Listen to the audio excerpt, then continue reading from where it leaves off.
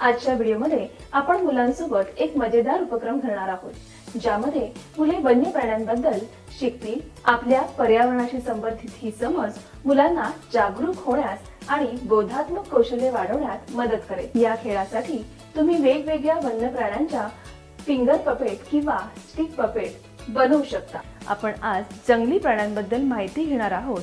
ते कोणते प्राणी आहेत, ते काय खातात आणि ते पाळीव प्राण्यांपासून कसे वेगळे आहेत हे आता आपण समजून घेणार आहोत.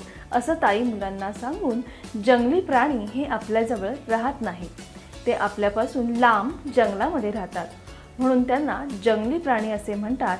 जसे की सिंह, चित्ता, अस्वल, मगर हे सर्व जंगली प्राणी आहेत.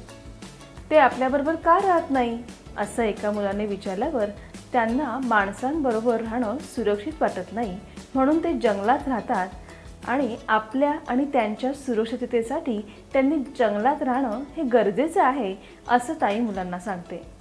चला तर मग प्रत्येक प्राण्याशी आपण आता बोलूया आणि त्यांना प्रश्न विचारूया.